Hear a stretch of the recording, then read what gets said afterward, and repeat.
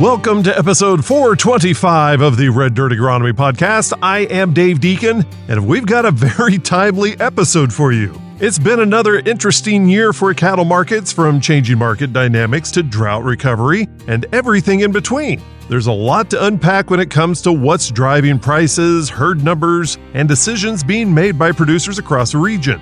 This week, we're bringing in someone who knows the cattle market world better than almost anyone. Oklahoma State University Extension Livestock Marketing Specialist, Dr. Derrell Peel.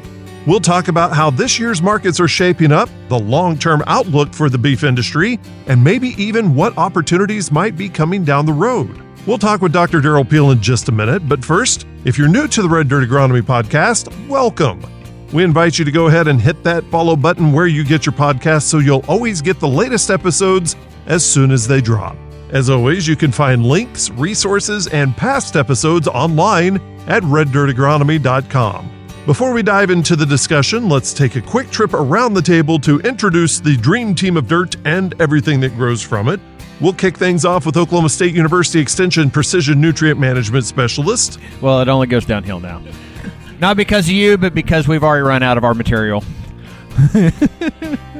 Dr. Brian Arnell. Across from him is Oklahoma State University Extension Cropping System Specialist. Well, and I'm not as smart as these other two guys on the other side of the table about this kind of thing. Dr. Josh Lofton. And next to him is a postdoctorate in the Plant and Soil Sciences Department. That's a funny way to say ribeye, Dave.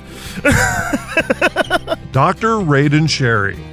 Now, we do need to disclose that we recorded this episode with Dr. Derrell Peel on Thursday, October 16th, expecting that the livestock markets would continue on the same direction as they have for the past several months. Well, it was almost as if the folks in Washington, D.C. knew that we recorded a segment talking about cattle markets. So when the news came out the next day, Friday the 17th, that President Trump said he was going to find a way to lower beef prices, it caused the cattle markets to kind of stumble a bit and made the conversation that we had just recorded the day before a bit more interesting to the world.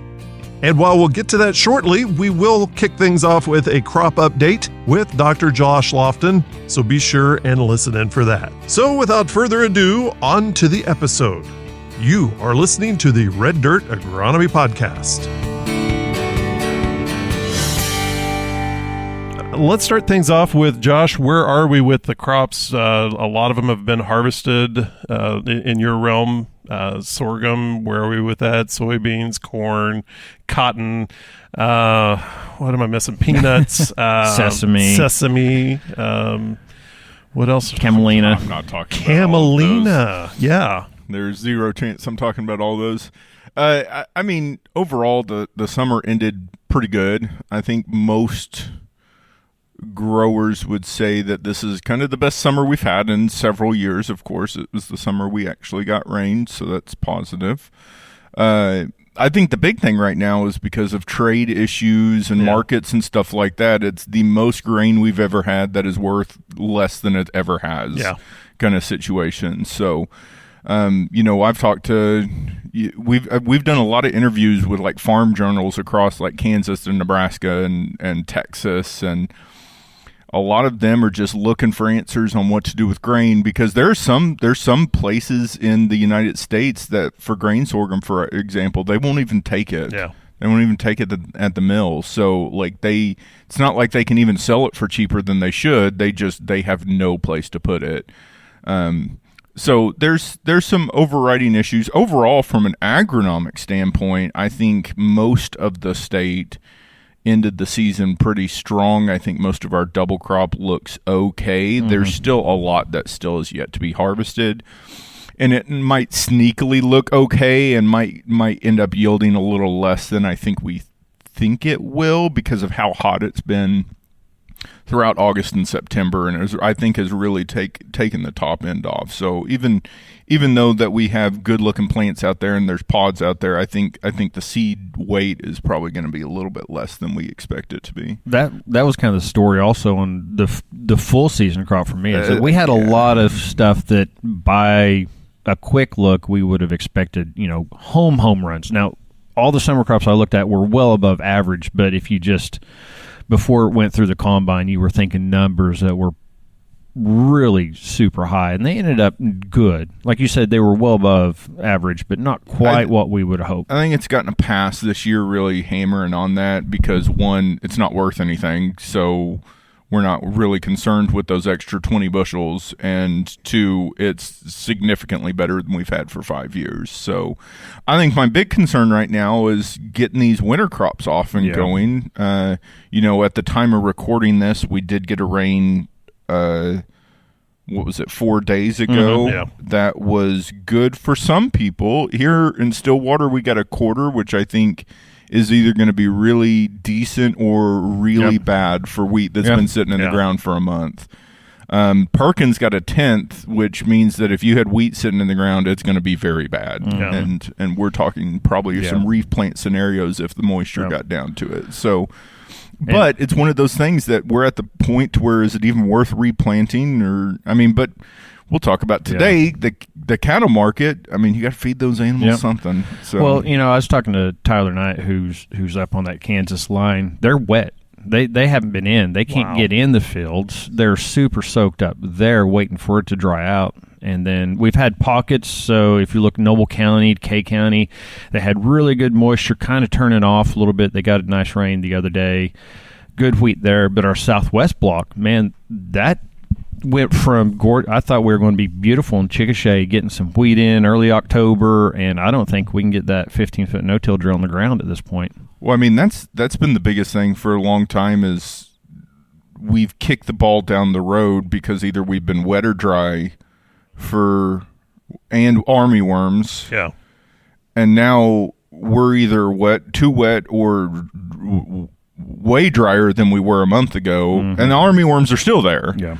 So it's like we've gotten to the point to where it's almost the end of October now, to where we gotta put something in if we're going to put something in, kind of situation. So I have some concerns for the winter crops coming, but I mean it's such a long season, and one of our winter crops is so very adaptable to this kind of situation. Canola maybe is a little bit worse for ways, but the areas that I expect canola to be in are the ones that have been lucky enough to most of the time have received the rain. So that north, central, northwest have kind of caught those, and the canola that I've seen looks okay up there. I'm not worried. So our forage wheats that's concerned. We'll have some springs. I'm not worried about the grain owner really. I mean for Stillwater, I've got to the point where I don't even have the drills looking at until about October 7th, 10th. So as long as we get the rain, we've been looking at this. So we've had 2 years in a row, not counting this one, where we were too dry to sow until November.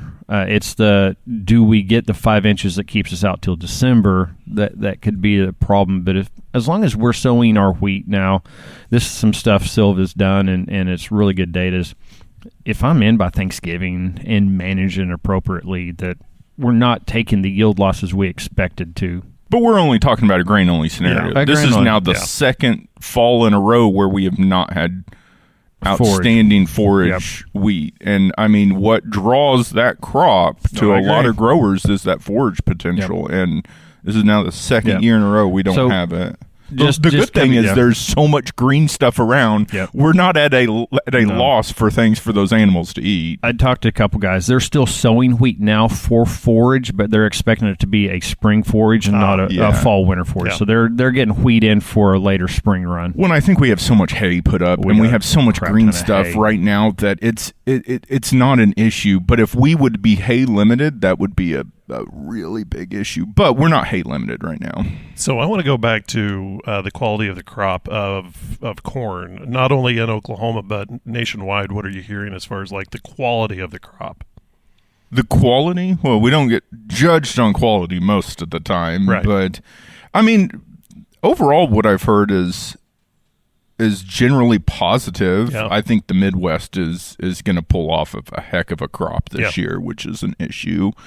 For sorghums, the stuff down in the Central Valley and the Southern Valley of Texas pulled off bigger crops than they probably ever thought that they could. And so they filled our domestic demand before we even got halfway through the season.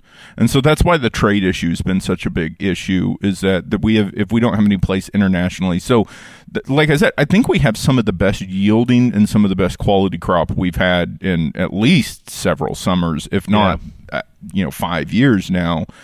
But there's nowhere to put it. What was the big winner with that? Was it the timely rains? Was it let's look back in the ice states. They were in drought conditions earlier this year, but yet they're going to pull off a good crop. They were in Midwest drought conditions. You're right. I mean, it rained last week. It rained last week. It's like a normal summer week for us. Yeah. But I think the rains, those really good rains, man, we had some good rains all the way through June. Yeah. And it was relatively cool. This was a relatively cool. Oh yeah.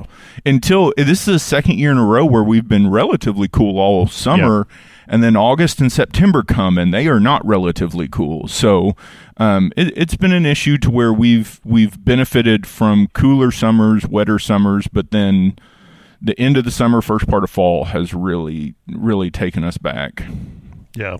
Well, the reason why I asked that is because in years past, whenever we've had a bumper corn crop, a lot of it's moved into feed.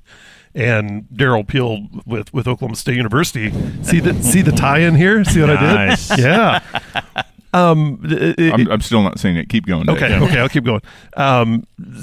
He deals with livestock, and cattle, and cattle eat corn and other grains. But I guess let's go ahead and do a full introduction with Dr. Derrell Peel. Thanks for coming on with us this morning. You bet. It's been great to be here. It's been great to listen to this far.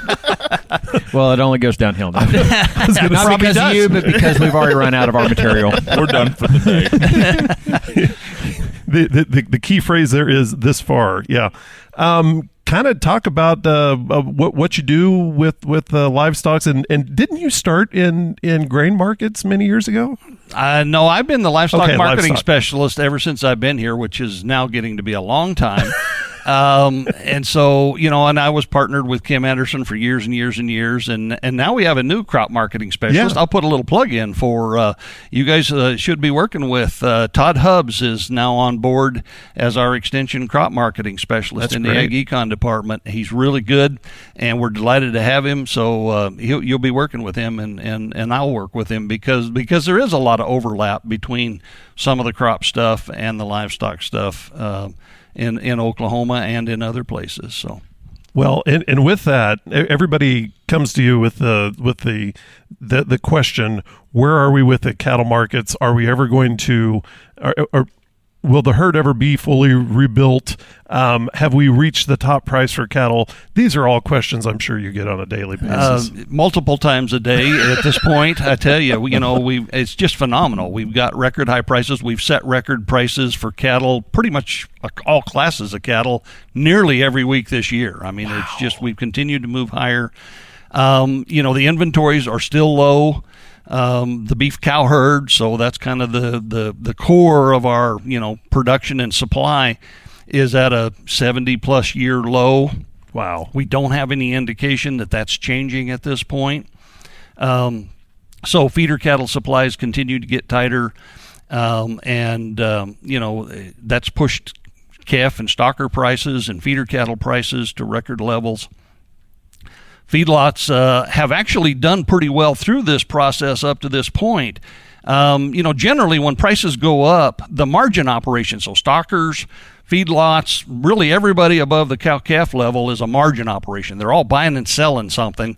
And typically when prices go up, those margins all get nasty. Yeah, right. That's not a technical term, but it's probably a very descriptive term. They get harder to work with, and so feedlots have actually done pretty well because they own those cattle for 190 to 200 days, and we've extended that. That's been part of their secret to keeping feedlots full the last couple of years, is by feeding them longer.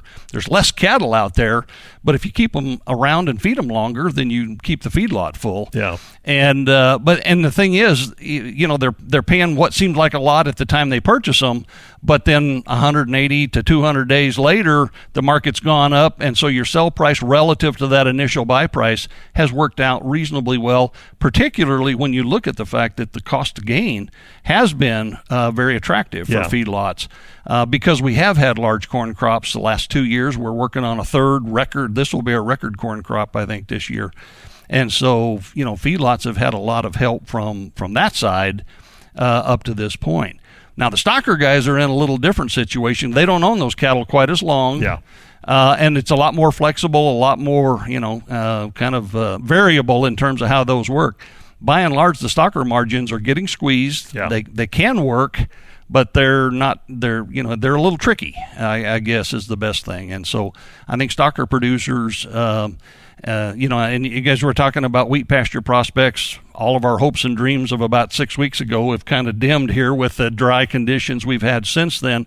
But the likelihood is that we're probably going to wind up with more wheat pasture than we really have cattle to stock it at any rate. And that's going to be one of the things that'll help the guys that do have stocker cattle this winter probably work, is that wheat pasture is liable to be cheaper than we might have thought just a month or two ago. And so now we don't know what that rate is. That's not a market that's reported. I get asked every fall, what's wheat pasture going to cost? And I refuse to give a number, because if I say a number, it'll be the market, and I don't want to be setting the market. Right. So I refuse to answer that. Once I hear some numbers that have been negotiated, then I'll report those. But the bottom line is, I think we're going to have more wheat pasture.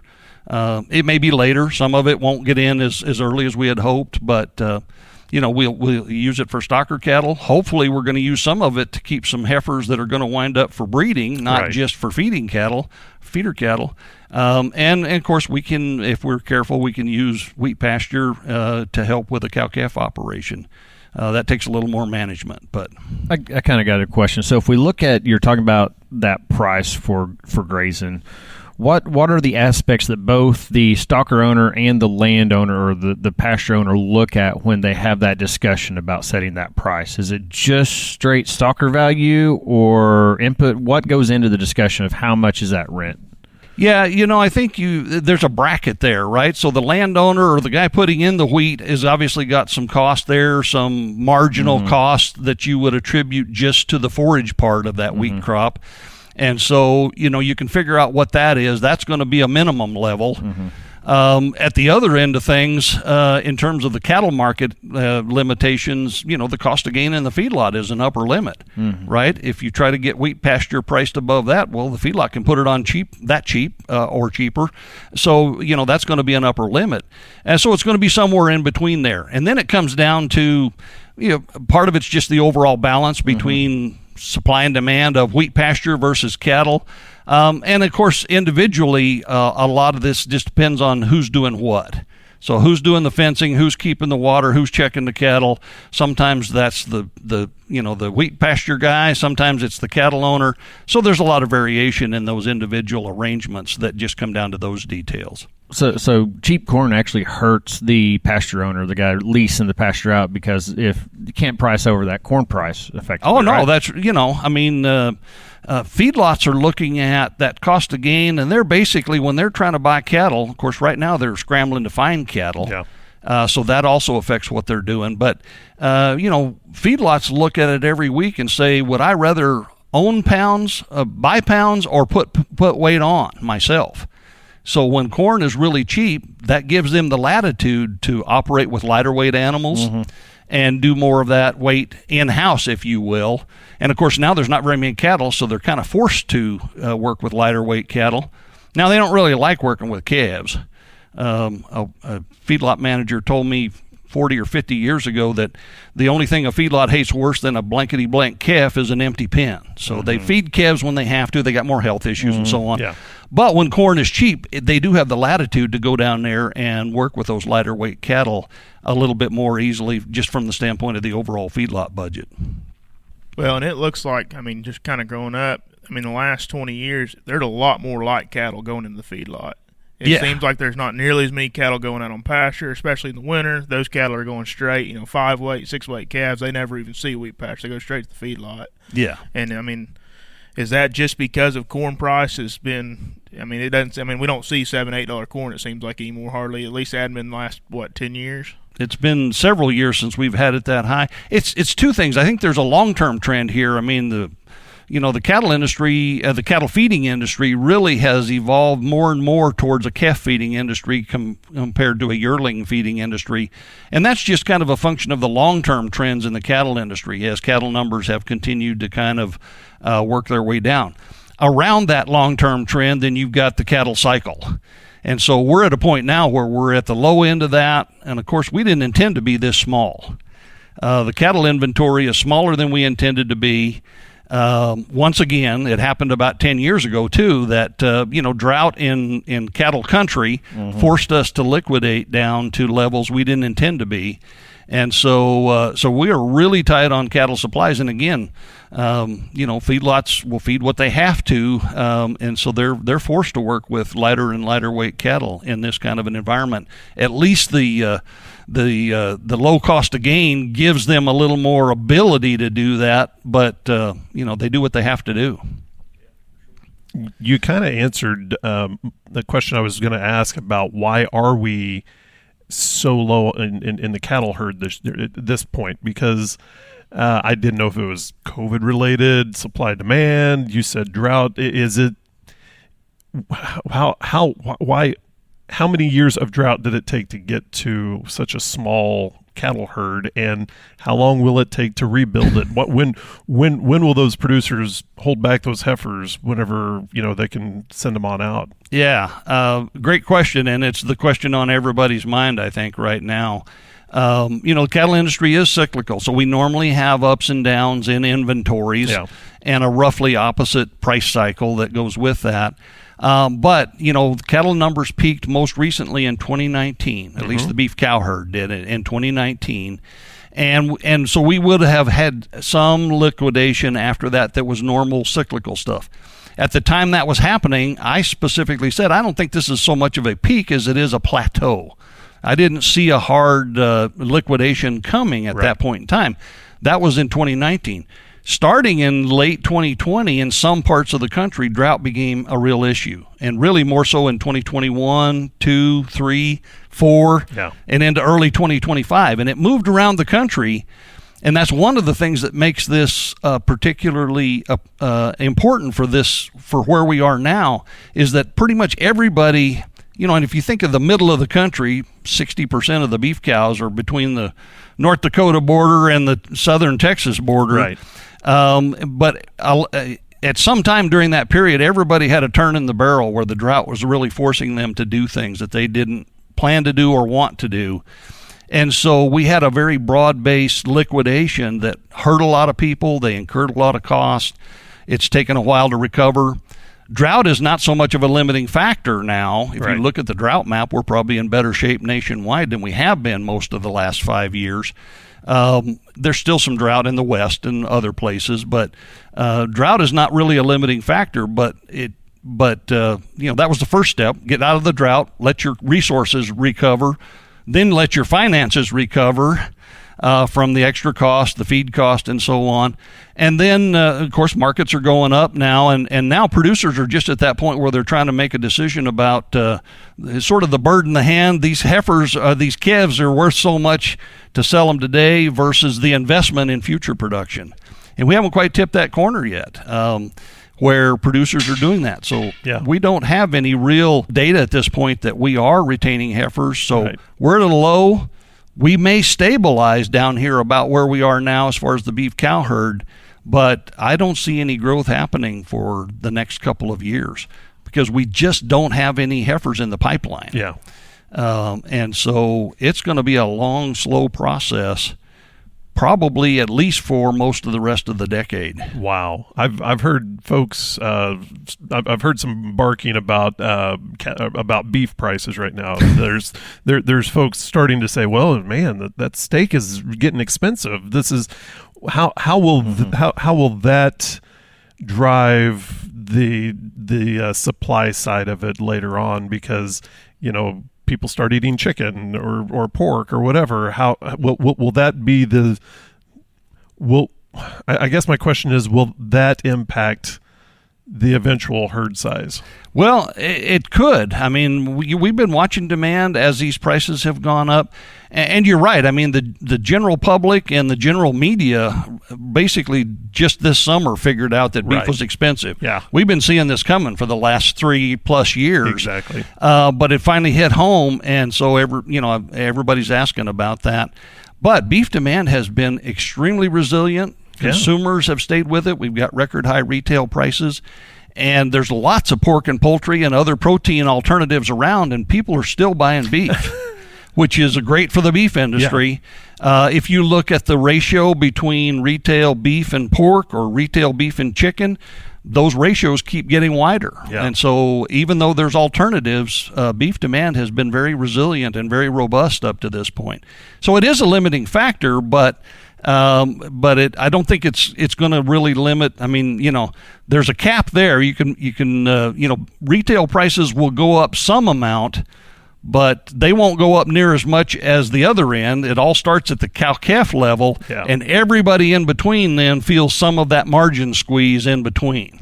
And most of the pressure will be in those margins, but there will be some at the retail level as well. And beef production's falling. We don't have that many cattle. Oh, yeah. So, people say, well, demand's going to go down. Well, people are going to eat less beef because there isn't as much beef.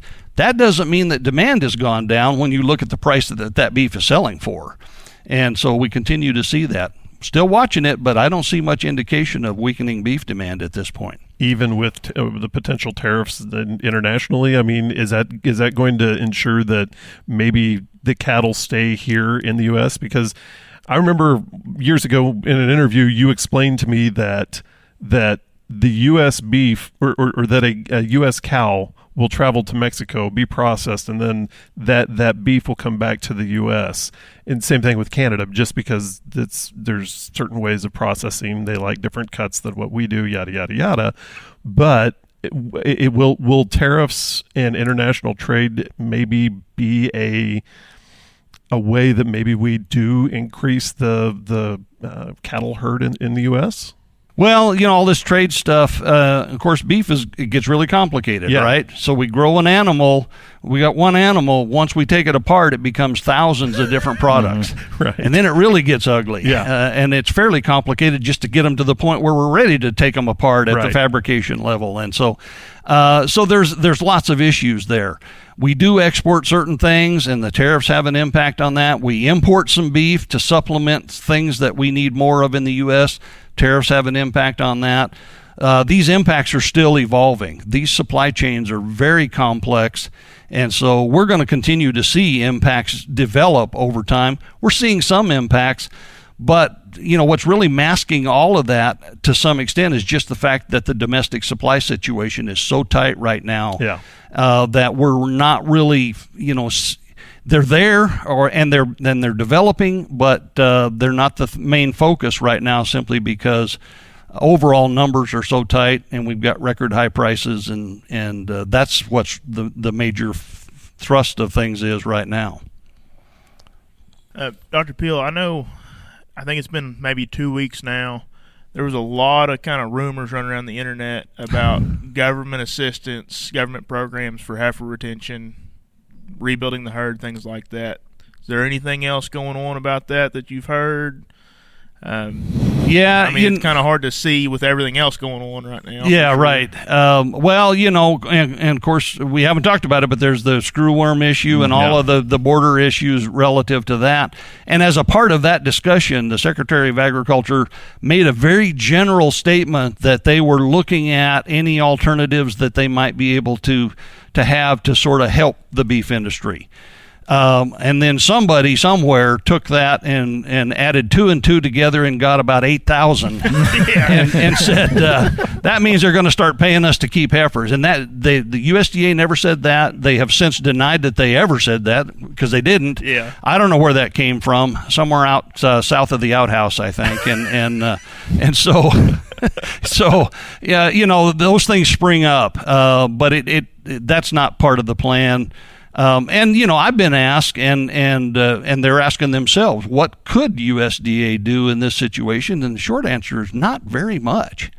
Well, I mean, and do producers want them to do anything? Well, that's another issue. If you're a cow-calf producer, don't touch it. Yeah. Unless you got an old cow herd and you're trying to replace heifers and things, and then you're looking at $4,500, $5,000 for a heifer. Yeah. Changes the thing, but yeah. yeah. Well, as a general rule, this is just one man's opinion, but, when we mess with markets, we take something that works pretty well and it don't work so well. And so, as a general rule, it's probably not going to help if we try to insert ourselves into those markets. The market will fix this. We will rebuild over time. And, and eventually that means there will be a top in prices, and that'll lead to some lower prices somewhere down the road. But there's not much you can do in the short run from a policy standpoint to change that.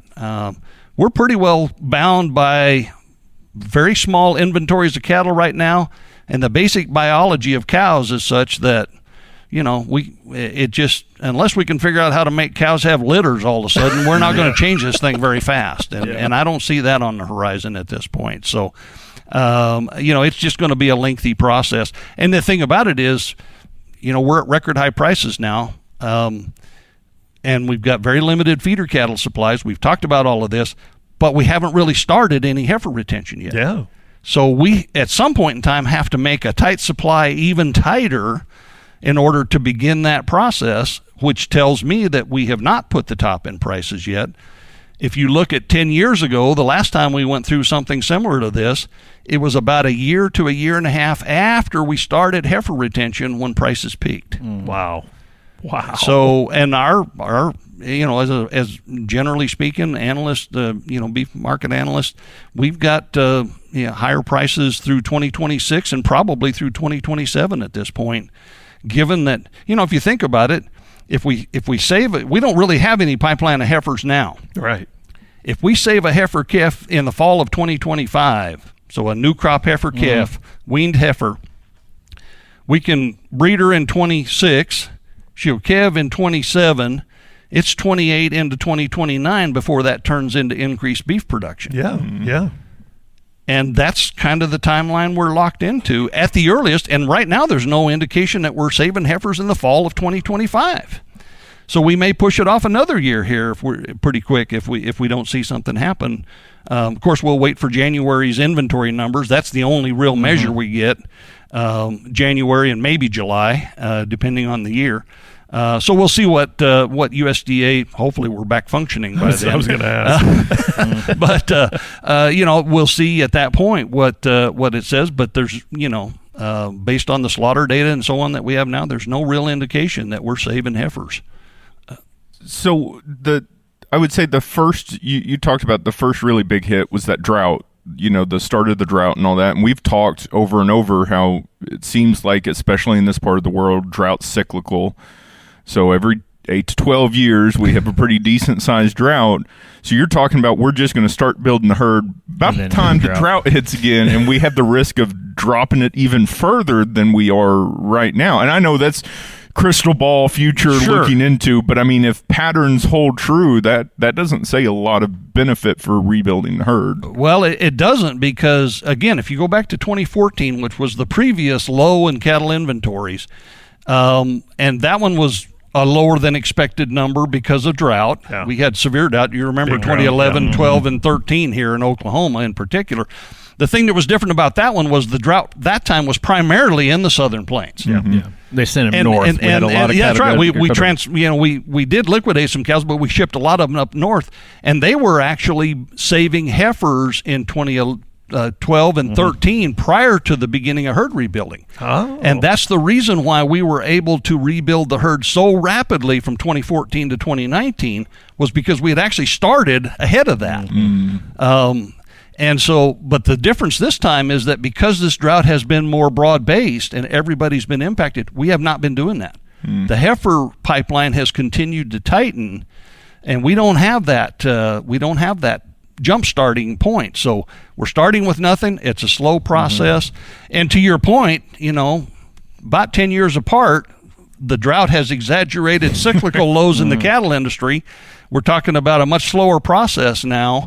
So, yeah, you do raise a really interesting point that maybe about the time we get going on some rebuilding, we could be back into it again. This may be a completely irrelevant question, but if I think about the herd, we've talked about the herd size drop, and we have this reduction in herd size. What about herd age? I assume that with the earlier sell-offs and the high prices, that our overall herd age of what we have has dropped a little bit, or is that even not a discussion point? No, if you look at, cow slaughter started to go up really in 2023, or started to drop, I should say. And so in 2023, so we were selling off those cows. Again, some of that was liquidation, but now prices are driving part of that, right? So we've had strong herd cow slaughter in the last this is the third year. Yeah. And so to your point then, I think probably we've gotten rid of most of those older cows. Yeah. The cows we have left are probably younger and so on, which is a good place to start.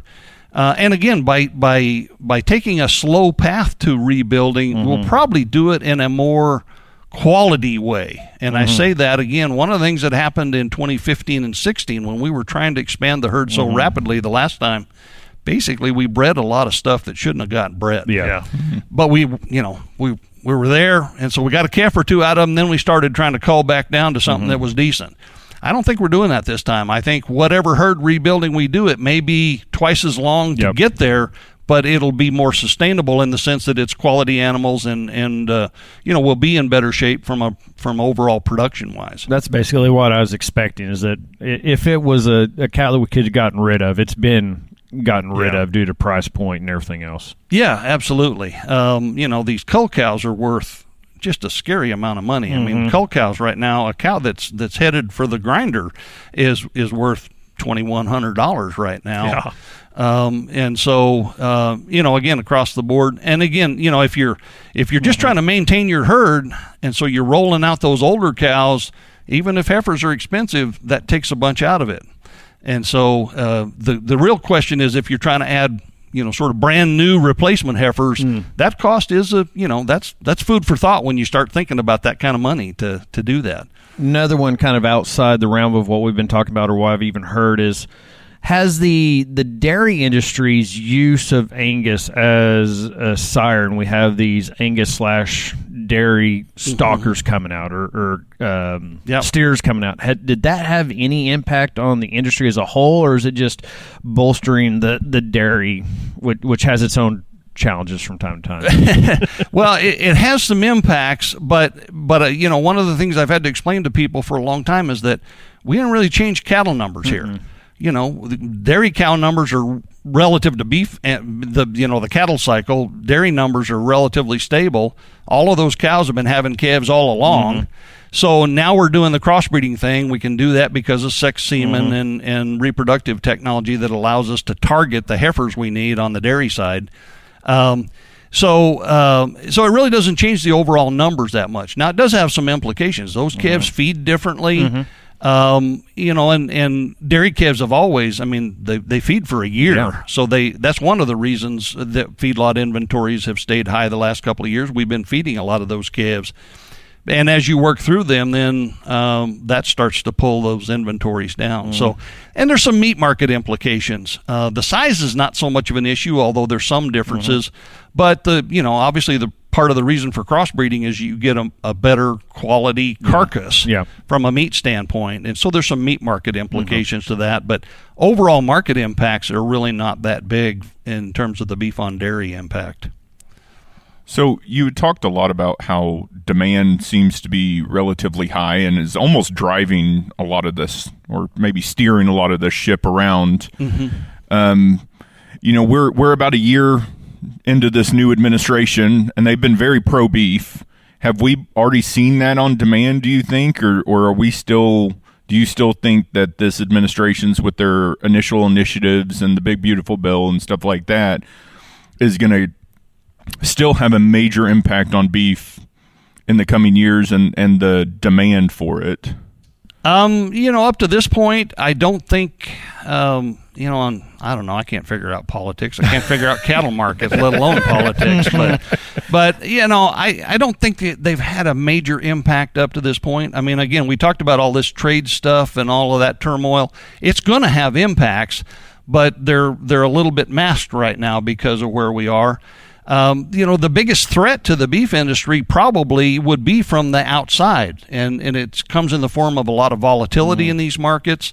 Cattle markets, like all markets, are kind of headline driven right now. So you never know what's going to get said on any given day. It can cause volatility, but those underlying supply fundamentals are so tight that they're just, they're pretty robust.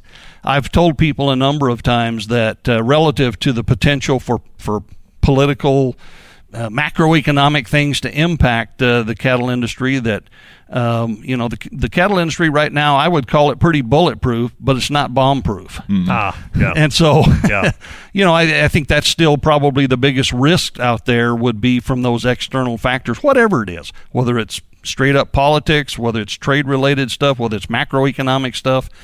The thing that could really mess up the scenario we've kind of described here would be if we somehow, tank the economy bad enough that consumers' demand had to change as a result of that.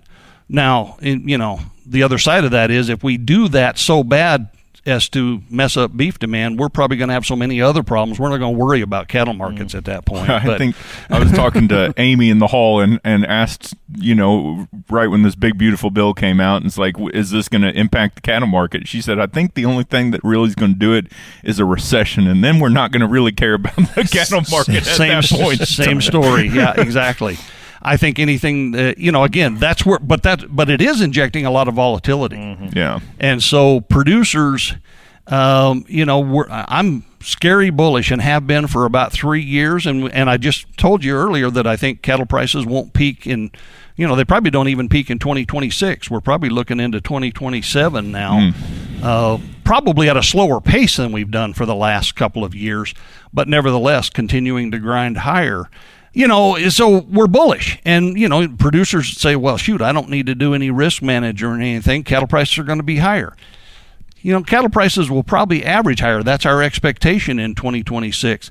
But with the volatility in these markets coming from these external sources, cattle, you don't sell cattle on the average price for the year. Right. You sell cattle of a particular type at a particular point in time, and you've got those marketing windows, and you still need to protect those. And most of the impacts of that volatility is pretty short-lived. But if it happens the week that you need to sell something, then it's a big deal. And so we remind producers that they need to continue to do risk management and protect their marketing windows. Flexibility helps. So sometimes you can just wait it out. A bad headline comes out Monday morning, so maybe this is not a good week to sell. You wait a week. And that can fix some things, but sooner or later you got to sell something. Yeah. Flexibility, it only takes you so far. And so you still need to do some risk management to protect those things.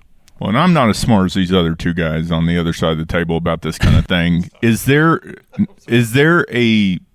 like you said, you have one animal that gets thrown into 1,000 different products. Is there one product that's steering this ship, like, of that? I mean, is it ground beef, or is it all the fine cuts? Is it some of these miscellaneous products, or is it just beef in general?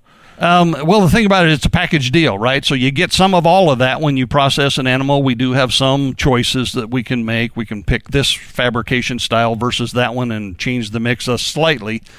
But the fact of the matter is, all animals have a middle and 4 legs, and so we got to market all those pieces.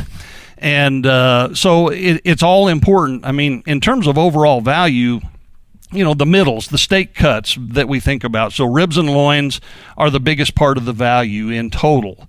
They're also the easiest ones to market because those markets kind of take care of themselves. When we think about beef competing, let's say with chicken, we don't compete at the fine steakhouses. I mean, they might have one chicken item on there because that's somebody in the party doesn't want steak, but But, you know, we don't compete there. The place beef really competes with the other meats is primarily in those windows that you drive through and somebody hands you something in a bag. Yeah. Okay, and so it's really ground beef versus chicken in that kind of sense is where most of the demand competition comes from.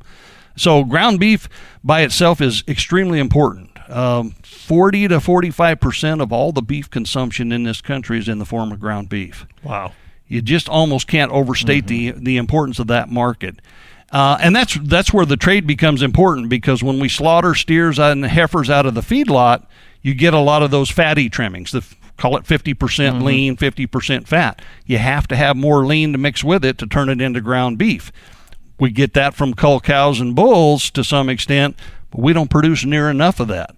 So that's why we import a lot of stuff from places, is to get that additional lean that allows us to utilize our steers and heifers, that lean part, and to support that ground beef market, which is where, again, that's such an important part of our market. So, and it sometimes bothers producers when they get all excited about imported beef, and you tell them, you know what, beef imports actually make your steers and heifers worth more. Yeah. Because they keep us from having to take all those fatty trimmings and just render them out or put them in pet food, and allows us to sell them at hamburger prices, and so it actually adds value. Again, beef is not one thing; it's thousands of different products, and so it's all important. But there are, you know, relative value differences. Well, that question came from a couple. You know, back when the previous administration was here, and we were really focused on other protein or substitute proteins. You saw like those steaks, you know, that was a luxury, and still kind of is, that those steaks still were maintained. Now you can tell almost the perception at the grocery store by how much that 85-15 ground chuck is still sitting there versus not, because it's like you said, it's what drives, you know, Monday through Friday diets is chicken, pork, and steak in a ground or sliced form, and that's kind of what grinds. Plus, you see everything nowadays on like those other parts, the you know, the beef tallows and the beauty products that have beef rather than synthetic chemicals and stuff like that. And you know, I know at the beginning of this year that was a big drive, and it's kind of quieted down a little bit, but still a pretty big thing. And those things come and go, and it really highlights the fact that when we talk about how many products that come out of the beef industry, and the short answer is nobody knows. But it's probably in the order of 30 or 40,000 different products ultimately. When you think about all of those byproducts and those pharmaceutical things, all the way to, you know, we do further processing. You know, when you go to certain kinds of restaurants, you get a steak, it's exactly 6 ounces or 8 ounces or whatever it is. Well, somebody had to make that happen, and they trimmed off a steak to get to that. Well, then the trimmings become another product. And so every time you take a knife to a piece of meat, you turn one product into two. And so it proliferates. And so, you know, packers produce several thousand products, basically, but then further processing, and by the time it gets all the way through the system, it just mushrooms into literally many thousands of products that the industry, and it's you know, and honestly, nobody really has a handle on all of that. It just goes too many different places. And it was. I was reading through there, and $30, $50, $75 for a steak, and I'm like, okay, I'll have I'll have the chicken fried steak. It was good, and the salad. You can't that's beat a funny way to say ribeye, Dave. But I mean, to your point, that's not necessarily the corner of the animal that have a greater impact on the markets. It's like you say, the ground beef, and being able to be more flexible with that too. Yeah, well, that's where a lot of the adjustments happen in the industry, right? That steak demand is pretty constant. It's there, And one of the things I hear now is that even with those steak prices, and we are seeing again, we saw it about 10 years ago briefly, where steakhouse menus now have market price. Yeah, exactly. Some of these products are changing so rapidly in price that they've taken off, or they've covered over with a little sticker the price they had in there 6 months ago, and now they've got the ability to adjust it more frequently, and so steak and lobster are now market price, and that happens in this kind of a market to some extent. But the other thing I hear from producers and from industry people all over the country is that you go to any given steakhouse on any night of the week and you got to wait an hour to get in. It's packed. Yeah, they're packed. Yep. They're it continues to be very, very resilient. So say a guy bought a farm, say three years ago or so. I don't know if we have time for this question, Dave. And they took a little bit of time to reclaim some of the land to actually grow grass on it and such. And then all of a sudden, cattle prices started jumping. Buy some goats, Dave. Buy goats. When should a guy think about? What advice would you have for that person that bought this land and is now been priced out of starting a herd on their own? And there is a lot wrapped up in that in terms of just all kinds of things. But obviously, you're going to have to proceed with caution, I guess, at this point. And to your point, I mean, maybe the thing you need to do is lease it out to somebody else right now. Yeah. You're selling forage. Oh, yeah. Right? We remind cattle producers all the time that you're really not in the cattle business. Cattle are just an interesting organic way to harvest forage. And they're fun, at least generally. And so, that it's about selling forage. And that forage has a lot of value right now, but maybe you have to find a different way to market that forage. And, timing is important. There are people that that don't have any business, given their financial situation, laying out a lot of money to buy breeding animals now. Yeah. They need to be patient. Maybe stockers can work. We talked about the margin challenges there, but it may be more feasible to do something with stocker cattle for a couple of years, work your way in. Maybe some of those stocker cattle are heifers, and you sort of slowly work your way into it. But you're probably not going to jump out there wholeheartedly and just lay out a bunch of money, right out of the chute, unless you happen to be, independently wealthy on the side, and in which case, you can support that habit maybe. Right. Well, I'm not. So we're going to sit and wait for the market to fall back down before we actually take ownership of any. Well, Dr. Derrell Peel, thank you so much for going on with us. This has been a lot of fun, and this has actually been one of the more serious episodes we've had. These guys have been very well tamed. I'm very impressed. But thank you for going on with us. Happy to do it. I've enjoyed every minute of it. It's been really fun. Thank you for listening in on this conversation of the Red Dirt Agronomy Podcast. And if you'd like to join the next discussion, leave us a message on our website, reddirtagronomy.com, or you can send us a tweet. Our handle is reddirtag. We'd like to thank Dr. Derrell Peel for joining us on this episode of the podcast. And again, if you get a chance, visit our website, reddirtagronomy.com, where you will find more information about all of our guests and any of the resources we discussed today on the podcast. For Dr. Josh Lofton, Dr. Brian Ernell, and Dr. Radon Sherry, I am Dave Deacon, and we all want to thank you for listening. The proceeding is a copyrighted recording of Agnow Media LLC 2025. And yes, all rights are reserved.